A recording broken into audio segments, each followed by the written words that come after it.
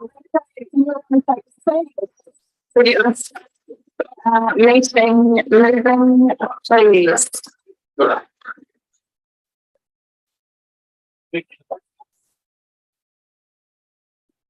We'll start with Director here.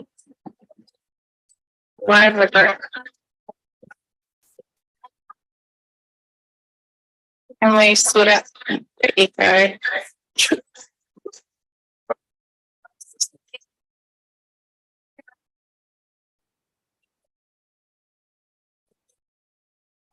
Okay, that's much better. So Karakia, Whakataka Te Haere ki Te Guru, Whakataka Te Haere ki Te Tonga, ki mā kini kina ki uta, ki mā taratara ki tai, e hi aki ana te atakura, he tio, he hoka, he haidu, tiho, he mariora. Okay, so welcome to our Planning and Climate Change Committee. We've got no apologies. Any identification of extraordinary business? I haven't been notified of anything. No one's got their hands up. Any conflicts of interest? No. We have no public forum. Confirmation of minutes. Is there anyone want to move that? Second it. I just wanted to add with the minutes is the addition of the action table. So talking about, so brought up at the last meeting that the Council Climate Change policy is due for review, and also that proposed policy for tree replanting and canopy cover. So all in favour for our minutes? Aye. Against? Carried. So report. So I sent my email it through last night, and I'm not sure if you'll read it. I'll just read some points out of it, and we can have this put in the minutes. So since our last meeting on on 1st of March, 2 significant reports of relevance to this committee have been released. The earliest report was the Parliamentary Commission for the Environment. Simon Upton released his report on Are We Building Harder, Hotter Cities? The Vital Importance of Urban Green Spaces, and that was on 16th of March. So has direct relevance to the tree policy and for replanting tree canopy report, which I've requested, which I just mentioned just before. From the Parliamentary Commission for the Environment's website, it states, the Commissioner has investigated the ongoing changes to our urban green space and the environmental services these spaces provide. Temperature regulation, stormwater management, air filtration and habitat provision don't just benefit individuals, they benefit everyone around them. They can be considered a form of infrastructure every bit as important as pipes and roads. I've pulled out a few other quotes which I won't read, but you can read at your leisure. Also says green spaces provide benefits over potentially very long time horizons. Looking forward, the ongoing shift towards more densely populated cities and the emerging impacts of climate change will likely make urban parks, reserves, gardens, vegetation and street trees even more valuable. And the difficulty of re-establishing green space once lost makes it all the more important that planning and providing for urban green spaces is mandatory for local authorities, just like it is for traditional, in quotes, hard infrastructure. This could help avoid development decisions that create less livable environments that we will have to live with and in forever. And constantly, Christchurch City Council has been undertaking consultation on their urban forest plan. Their submissions closed on the 6th of March, and it'll be interesting to hear the outcome of the consultation by our neighbouring council and see if we can learn from their efforts. And the second major report that's come out since our last meeting, that was the finalised synthesis report for the 6th sixth assessment report by the International Panel on Climate Change. And I sent round the summary slide pack, and also in a link to access the full report if you're wanting to read that. But the summary says it comes with a stark warning that the pace and scale of climate action are insufficient to tackle climate, and adverse effects from human-caused change will intensify, with extremes become more widespread and pronounced with every increment of warning.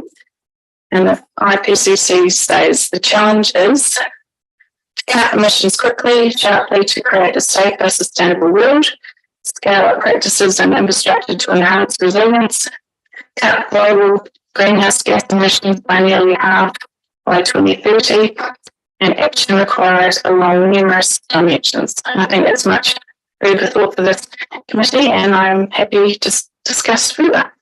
So I'm going to move that report. Do I have someone seconding? Thanks, Sophie. All in favour? Aye. Against? Carried. Is there any comments anyone wants to make on that report? No, we'll go on to Group Manager report.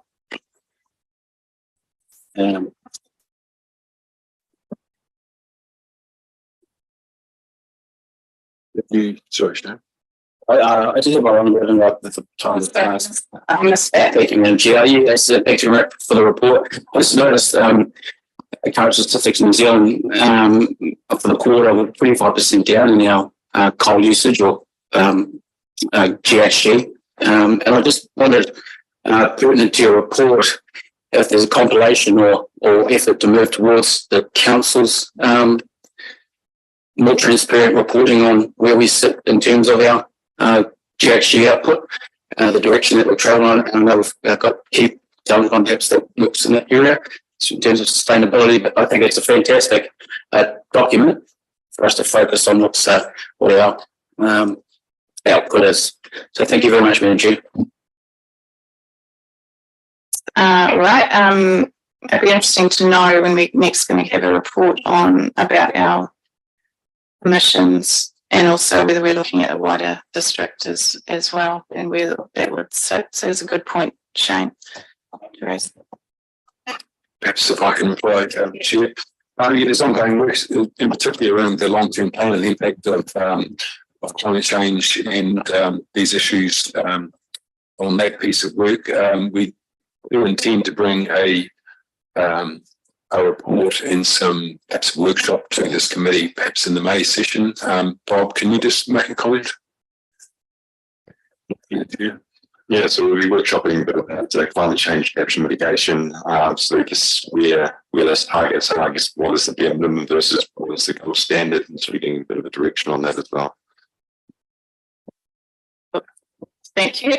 So your report. Thank you, Chair. So just going to my report. This report is for information, and I guess I'll take it as read. I'll just perhaps step the scene and happy to take questions or comments. I guess there's two appendices I've attached to the report. One is a work program. I should point out that this is an indicative work program, and thank my staff for pulling this together for me, as they did for the other appendixes attached to this report. And really, there are some quite ambitious targets in relation to the development of the proposed district plan and future settlement in particular. But things may change. It really depends on the priorities this council puts in place, and more importantly, perhaps national directions that then change our work program that we need to respond to something the government puts out. So at Appendix 1, I set out in a number of slides the work program, and happy to take some questions about that in the end. The second attachment is just a series of dashboards in terms of some of the activity that we're currently doing, to some pleasing returns in terms of improvement in building consent processing times, a slight drop off in consent numbers, not as dramatic as in other parts of the country. and it's reflected also in a slight drop off in resource consent numbers. But then there's added complexity for issues, national policy, directions around highly productive lands and the medium density residential standards. So look, I'd also welcome some feedback on the format of the reports and more importantly, the content. If you'd like to see something different or more information or less information, intend to provide these reports for your information on the 6-weekly rotation for this committee meeting. So this is just the first one. Just would get some feedback on that. The last part of the report is just a update on the Greater Christchurch Spatial Plan, and I guess that update followed the presentation this morning and the briefing in terms of the time frames, in terms of the workshop on the 19th and a sign off in May for both the spatial plan and the MRD indicative business case. So I'm happy to take questions or comments. Thank you, Chair. Sorry. Thanks for at least outlining a format. I was just wondering whether we could have some monitoring on that format against our district plan. What I mean is, how do I explain? Where we have resource consents that are actually being granted, but because of the nature of them being granted, they're steering us away that we may need to actually change our plan, our district plan, or update or do a variation to our district plan because due to the number of consents that may have been granted, the precedent's already been set, and we just need to monitor the outcome of that. And any MFE monitoring that comes through that needs to be, brought to the attention of the committee as well. So just those two areas. Thank you, Deborah. So we can pull something together. Thank you. Sam. Thank you. For me, this report, I started to highlight why we're doing committees separately to allow enough time to have some really great information for all of us. So thank you for what you've provided right through the agenda for today. A couple of questions. One is on page 15. When we're looking at the spreadsheets, I suppose there's a whole lot of detail in there. But one of the big blank areas is around the future Selwyn strategy, which sort of looks like it's kicking off in August, and is a bit of work that then gets blocked out. It's a big orange area at the moment rather than any detail. At what point will there be some work done on that where we would see what that work program starts to look like, and what can we expect from this committee to be able to feed into that either through briefing and decision making? And then the other things I wanted to raise were just part of the statistics in your report on page 28 is it seems like every plan change has been or is currently being appealed, and just what does that mean for us as a council as far as costs and staff time and resource? Sort of if we plan something to be finished and moving on to something else, is just to delay the processing of other things. On page 30, predator-free workaround. There's been a discussion about what that could look like, predator-free Selwyn, or pest-free, or whatever the language needs to be. And a whole lot of groups doing some really good work at the moment at an individual level, but thinking about how we might combine that. And our staff and Denise have looked at what that could look like as a start of a conversation. So I'd be interested in, for the next round of reporting, thinking about getting some feedback on what those groups are, where that sits, and we could have that information would be helpful. And on page 31, there's the Kai Gorge Weed Control Project. I just wondered if the Coleridge Habitat Trust had been a part of thinking about what funding could be done. I'll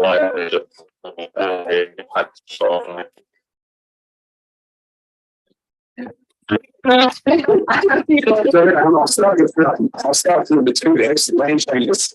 Thank you, Sam, for the questions and comments. So the plan changes, yes, they're under appeal. What seems to be happening is that the Environment Court is actually putting some of these appeals on hold pending the outcome of the intensification variations. So like all appeals, there's lots of unknowns in terms of costs and where they will morph off into. They're quite expensive, and something that goes through, you could be looking at $30,000, $40,000, $50,000 plus. But currently, we've got our fingers crossed, and in terms of the issues may be dealt with through the variation process, which isn't appealed, but there will be some costs, and it's inevitable that there'll be some work needed to be done around some of the appeals, even if they don't end up in a full-blown hearing. So that's my answer there, and I'm now going to defer to my staff, and that's why I asked all of them to be here, so thank you very much. And I might hand to Bob in terms of the future Selwyn piece. I should say, just as an introduction, while Bob's getting his thoughts together, that work program is quite indicative. A lot of the future Selwyn stuff, which we intend to have a draft strategy completed perhaps by the end of this year for some more formal consultation. It needs to go through a full-blown spiritual consultative process. But those that large, vacant piece in the spreadsheet, which you identified, Sam, is to do with how it's implemented in terms of how it impacts upon townships. That piece of work will roll on, I imagine, for a number of years. And we heard about the PDA for Rolleston, maybe that jumps to the top of the queue. But so, Bob, have you got some further comments on that? Did I get that right? You've largely covered it all. So, yeah, I guess that's just a negative block. So we are relying on future Selwyn strategy being confirmed, the Greater Coastal Spatial Plan being confirmed as well to really inform what our towns look like in our district. That work program will go beyond that June 24 mark, and that spreadsheet there, that's a couple of years with work, will be broken down into components based on prioritisation, resourcing, those sort of things as well. So as that program develops, we'll keep bringing those updates to council to let them know, and we'll be workshopping some of that content as well. And for questions 3 and 4, which was about the retire and pest free, I'm going to just ask Amy to speak. You may want to get to a speaker. Yeah.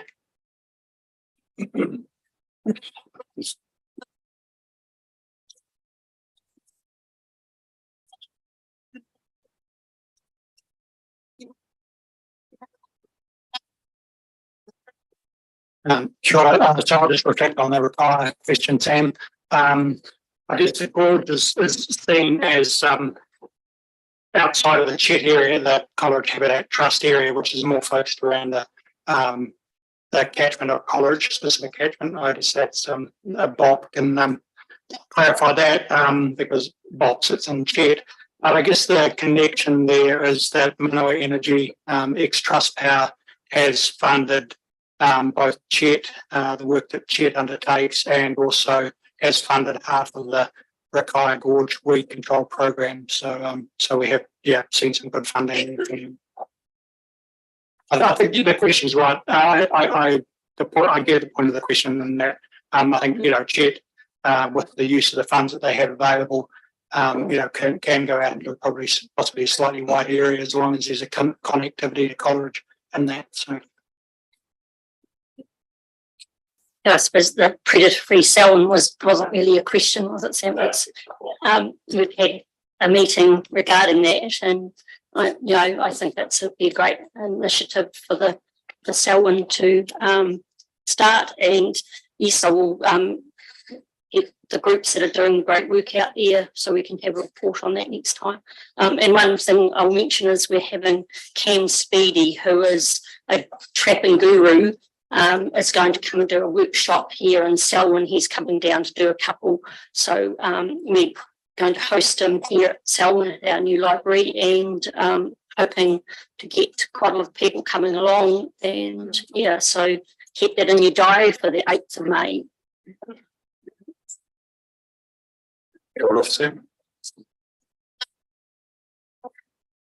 Thank you. Sophie. Yeah, mine's on a slightly different topic, but it is within the report. There's the mention of the food and health contract, and there is definitely a feeling that several people have mentioned to me that our food safety system is more expensive and onerous than others, and the perception is that it's because it's contracted out.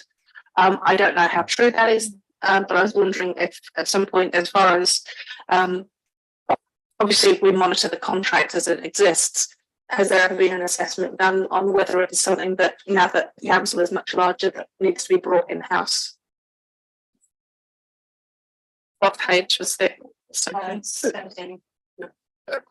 Susan, I think we do, so you might want to answer this, but while you're getting yourself ready, I just make a couple of comments. Food House New Zealand Standards provides that service. A lot of it's driven by statutory restrictions on recovery of what losses cost, as I understand it. I think they do a pretty good job. The contract is renewed. We do turn our minds to the cost benefit of either having in-house staff or contracting out. It's just quite a complex area to manage. The Food Act is quite complex and relatively new. It's quite high threshold, and anyway. So you got some comments? Yeah, I agree. I can see where people would have a perception that it's probably more costly. I'm not sure that would be correct. It takes a real large amount of training to become an environmental health officer, and they've got so many different facets of what they do and they have to specialise in. And the benefit of having the contractors at the moment is we've got that broad base of staff with all those skills that are available at any given time to act really responsibly.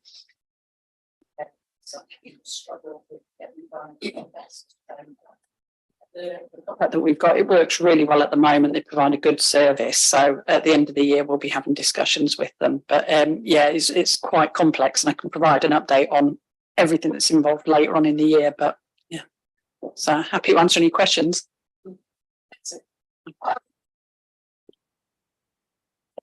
Very good, thank you. Elizabeth?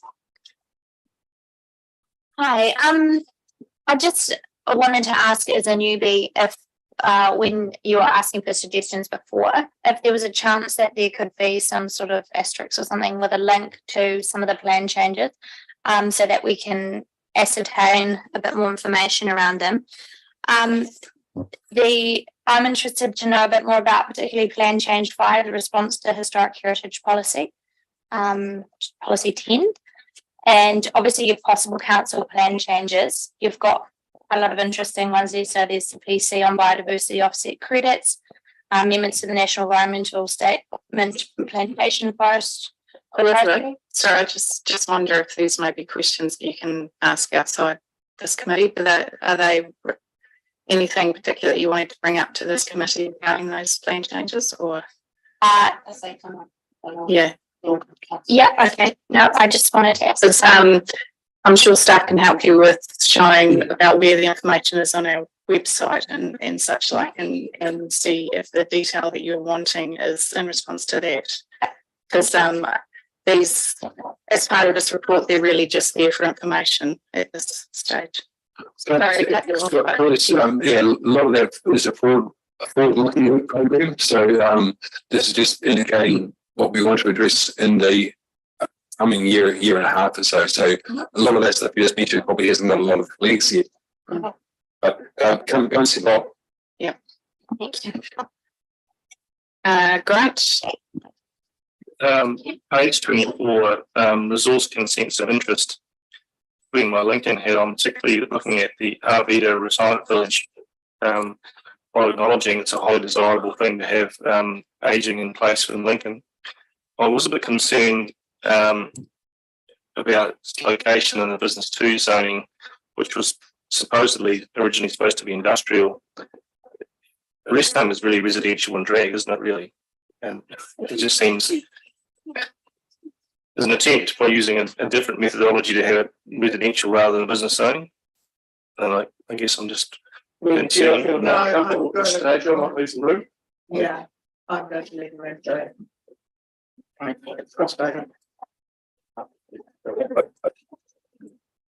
don't know if that's really anyway. It's a fast track process. So it's still in the process, and Emma don't know if you know where that's up to, but we will be asked to provide some comments soon about the issues. I haven't looked in any detail. Emma, have you got any comments? Oh, yes, that's. The bulk regime. Sorry, to be clear, those ones, because they're part of the district plan, and so am I.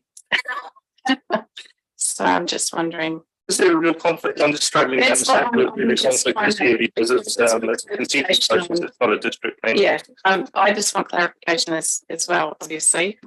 I think Emma's just going to provide it with up to the process without providing any comments on the merits or otherwise of the proposal. Yeah. Yeah, so with the COVID fast track process, the first step is that the minister has to approve the proposal being accepted into the fast track process. So that's where it's at the moment. And the minister's just asked for comment from Selwyn District Council. My understanding is that the proponent of this proposal has submitted on the district plan and requested rezoning. And that's the minister specifically asked for the details of those submissions and recommendations. Okay. Yeah. Thank you. Thanks, Emma. You have more questions, Mark? Well, I've lost two councillors, so I won't go any further. I might have some more. You're trying to get rid of me as well at the same time. Just trying to phase the question. No, I'll stop there. Thank you. Yeah, since someone get the other. Just for you bring back, can someone just explain it in layman's terms then? Just what was, I'm just following up to the point of this one. So speak to me in terms of I don't understand what's the fast track process.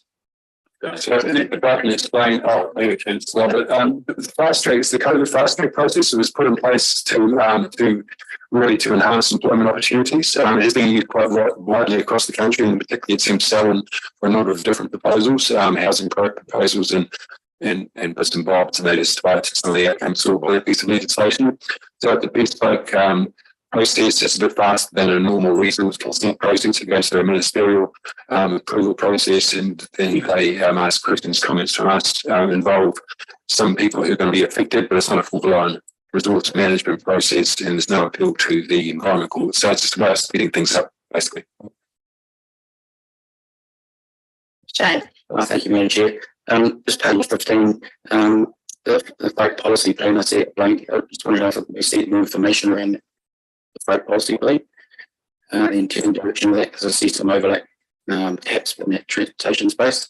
I've got a question on, and I think Emma, you've already pointed out that there's work happening on that, just around the 9% of the 9% of the consents that are outside the statutory requirements. And I believe that's what we're alluding to before that will be tightened up on. My question was around what particular what causes that. I'm happy to hear about that later. Page 24, resource consents. Some legal review, Kia X, a decision pending. My question is, an applicant makes or applies for a consent, who is it the council that notifies the applicant whether it's to be notified or non-notified? So I might need some support from Emma, at least in terms of the first question, the change, that's a full piece of work. So again, some answer to this before. I talked about if you need some information about where that might, what that is about. Yes. And Emma, resource consent, what do they go over? And notification, I think, to the applicant, if I understood that. Yes. Yeah, so resource consents, the bulk of the ones that have gone over, they have a statutory timeframe of 20 working days. We've had pretty high workloads. We're still experiencing a lot of consent applications through the end of last year, which some of those are just coming through the decision now. So like I say, we've tightened up on the monitoring of those timeframes to make sure that we've got early warning if something is going to go over, or hopefully to stop it going over. Yeah, so that's that. With notification on resource consents, the team leader and myself and Tim will have delegated authority to make decisions on notification. Thank you.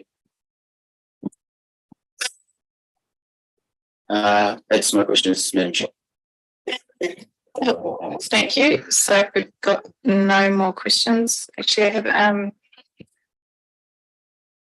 a mover for that report.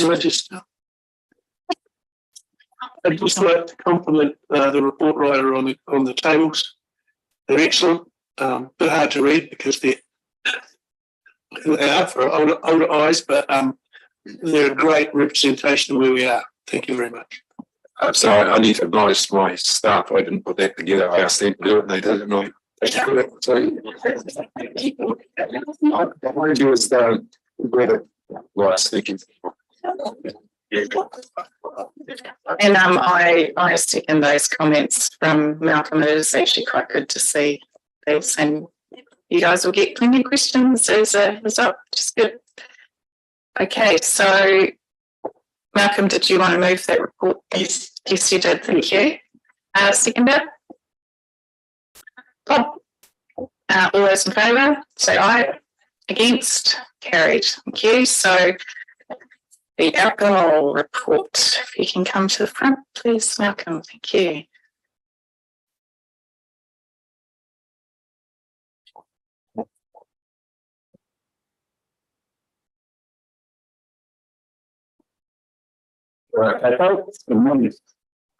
You'll see a couple of references in my previous reports to it being effectively very quiet months. You can pretty much forget that now. March, for example, was the busiest month that I for our alcohol licensing team have had in 4 years that I've been in the role. So, yeah, it's got real busy. We had the Selling Sounds on the 4th of March. We had 6,000 attendees at that. It was very successful. We've had 4 new licensed premises open. During March, we had 2 in Tennyson Street, that was Drafters, and the other one was the Ratman Restaurant. We had 30 acres open at Gilly. And we also had a premises called Graham and Grey. It's a restaurant that opened in the old Terrace restaurant where the Terrace used to be in Darfield. So things are pretty busy. We also had the agricultural field days at the end of March, and we had a number of special licenses that were there. So, yeah, things are really taken off. And I'll just take my report as read. And if you have any questions, I'm happy to answer them. Any questions on those? We'll go with the so first report, the January 2023 report. Can I have a mover for that one? Malcolm, a seconder. Lydia, all those in favour? Aye. Against? Carried. Any questions on that report? Correct. Just right at the end of the report, you talk about monitoring on licensed premises. Just on reflection of your reports, it seems to be some premises seem to get monitored more than others. Is it a general, is that a compliance issue, or is it just at a rule of thumb each premise as in monitored in rotation? Yes, it can be a compliance issue. So there'll be certain premises that get more inspections than others. But generally speaking, I'll try and monitor hotels and taverns and bottle stores about every 3 months. We find it's advantageous to just call in and go out an inspection, just because from time to time we find duty managers who are not on site, and yeah. Yep, all the bottle stores. Yep. Couple of questions. One, are we talking about the LAP at this point, or was this We're just talking about these two January report. Question, what do you think about the new strip in Molliston? Yeah, have any concerns of the topic here about the amount of alcohol there? No, I actually think it's quite vibrant. I think it's excellent. We've seen phenomenal growth and a number of licensed premises going in, but I'm not hearing anything adverse from the police. I'm not seeing anything. You know, the applicants that we have come along are quite exceptional. They're very good, very committed to ensuring there's no alcohol-related harm or trying to minimise alcohol-related harm. So I think it's excellent on a personal basis. Yeah. Thank you very much. Lydia. I'm February, so would you like me to wait? You might as well just go. I'd like to actually commend Bonnie, Malcolm and Susan on the hard work that they've put in some fairly trying times from some community members. So yeah, you guys have done everything you possibly could to enable businesses, so thank you. And I was just wondering if you've had any updates on the Springfield Hotel hearing results or any update on when there might be an answer for that. Yeah, so the decision for Springfield Hotel has not been received yet, and I still think we're a number of weeks away. There was a lot of evidence, 3 days of evidence, and yeah, it'll take quite a while, I suspect. So business as usual until... Yeah, so they carry on business as usual, yeah. Thank you. Sophie? Yeah, mine's more of a suggestion off the back of Grant's question earlier. So the wording in your report suggests that, for instance, in January, the only places that you did any monitoring were the Crate and Barrel, Rossendale, Tapu and Hotel and the Paddle Pusher. But from what you've said, you actually have a much broader rolling monitoring thing. So maybe just inclusion of the word following licensed premises, including or something like that. Otherwise, it looks like I was literally under the impression that those were the only ones you'd visited in that monthly period. Oh, right. Yeah, sure. Okay, so no further questions. So with the Sorry, I keep putting the buttons out. yeah, you are. So Are we discussing? just go on to February now, is that because if I move it for the February report, Shane? Yes, you're going to move I it. have a question. I'll move it. Yep. Yeah, a seconder. Sophie and all those in favour, I'll say aye. Against, carried. So Shane, your question. Yes, thank you, Madam Chair. The Garden Party, Lincoln University. The intended direction or preferable outcome for the not necessarily the control, but the safe implementation of that function into the future. Has there been any discussion around that, or whether it's maybe more appropriate to hold it on a site that is managed? Yeah, so we're still in discussions with the Lincoln University Student Association, and we're just working on a number of initiatives to try and reduce any alcohol-related harm in relation to that particular event for the Garden Party in particular. So this is still ongoing, but there is one significant piece that's come out of it, which I think will make a great difference, and that is by reducing the event and restricting it to Lincoln University students only. So that's something that's been mooted by the agencies, the police and myself. And I think the Lincoln University are open to that, and we're still working on that, but I think that will have a big impact, because it's quite clear from the problems that we had last October it wasn't actually the university students that created a lot of the mayhem that was experienced. It was, in fact, other students from other universities and just members of the public that they had opened the ticket sales up to. So, yeah. Thank you. So no other questions. Thank you, Malcolm, for your report. Let's go on to the next one, which is Rachel. Did you want to come up to the front? So designations.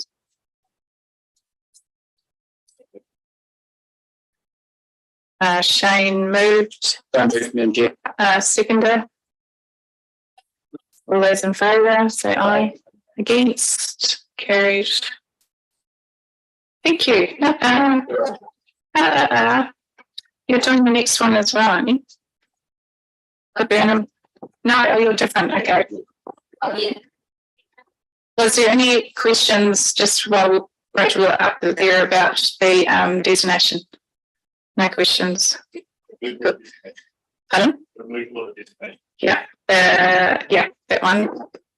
Did you have a question? Yeah. It's more a contextual one for the local councillors, I suppose. Does this mean there won't be a police officer in residence within Leaston? And as a council, should we be pushing back and saying, actually, we want to see more police presence in Ellesmere? I don't know the answer to that. Maybe there isn't.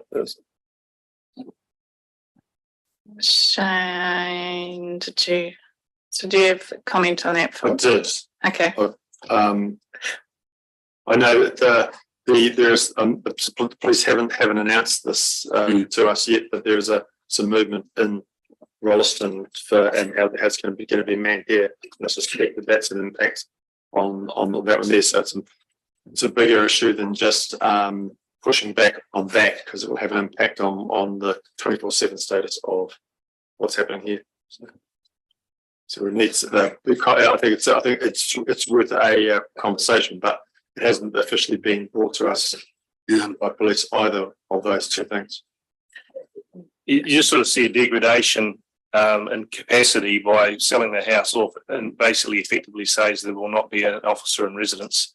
I mean, there's still the ability for police to rent houses, but while it's designated, basically there's a house there, isn't it? But, we are unlikely to be able to stop this. It's just a process, isn't it? Yeah. Sam wants to make. On May the 3rd, we've got the police coming to a briefing session, and questions like this will be part of that presentation and discussion. Okay, so is there something that you wanted to come? Yes, there is a very, very good question, right? And it's one that's been raised by the community. I think currently that's what suggested is tenanted privately. But yes, in response to that, and Sam, the ability for purchase centralisation, which will move that. And of course, it's the community may or may not approve. Thank you. That's all questions for that one. Thank you. So the next one's a Burnham School designation. Sam's moved it, a seconder, please. Elizabeth, all those in favour? Aye. Against? Carried. Any questions, comments? Oh, very good. Thank you. Rachel. So resolution to exclude the public. Have a mover. Thank you, Deborah. Seconder, Bob. All those in favour? Aye. Against? Carried. So we'll just wait until the live stream stops. And thank you those who watched.